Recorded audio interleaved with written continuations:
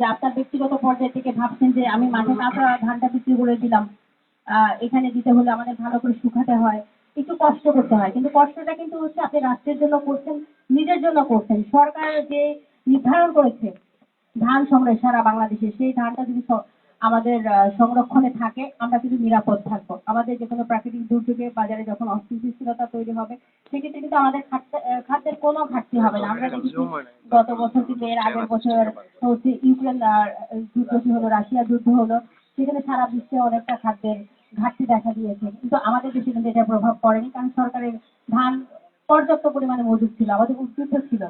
তো এটা আমাদের প্রত্যেকটা নাগরিকের, যেমন আপনি হচ্ছে সার কিনছেন 25 টাকা কেজি করে, কিন্তু এটা কিন্তু 25 টাকা না, এখানে সরকারের অনেক বেশি ভর্তুকি আছে। সরকার আপনার ধান উৎপাদনের প্রত্যেকটা ক্ষেত্রে, আমরা সরকারি পর্যায়ে কিন্তু সেচেরও ব্যবস্থা আছে, যেখানে 30% হচ্ছে বিদ্যুৎ সরকার ভর্তুকি দিচ্ছে। তো ধান উৎপাদনের ক্ষেত্রে সরকার সকল ধরনের ভর্তুকি দিয়ে আপনাদের পাশে আছে।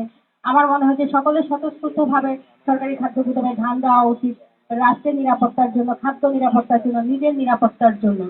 তো একটু কষ্ট হলেও আপনারা হচ্ছে আমাদের খাদ্য গুদামে ধান দিবেন। আমাদের যে 1158 মেট্রিক টন ধান সংগ্রহের লক্ষ্যমাত্রা আছে, আমি বিশ্বাস করি আমরা চুনারুঘাটে এটা শতভাগ অর্জন করতে পারবো। আর এবার অত্যন্ত আনন্দের বিষয় যে সবাই অনেক সময় বলে যে মধ্যস্বত্বভোগীরা উপকৃত হচ্ছে। কেন হচ্ছে? আমরা অসচেতন, এই জন্যই হচ্ছে। আমরা যদি নিজের ধানটা নিজে এসে দিই, তাহলে কিন্তু মধ্যস্বত্বভোগী থাকছে না। আর এবার অ্যাপস এর মাধ্যমে নেওয়া হবে শতভাগ, এবং যে কৃষক, তার ওই কৃষি কার্ডের মাধ্যমে নিবন্ধনটা হচ্ছে, এবং তার নিজের নামে একটা অ্যাকাউন্ট লাগবে, সেই অ্যাকাউন্টে টাকাটা যাবে। অতএব এখানে মধ্যস্বত্বভোগী থাকার কোনো সুযোগ নেই। তো আমার আপনাদের প্রতি আহ্বান থাকবে যে আপনারা সকলে সরকারি খাদ্য গুদামে ধান দিবেন। আমরা এই বছর সীমারুঘাটে 100% অর্জন নিশ্চিত করবো। ধন্যবাদ সবাইকে। জয় বাংলা।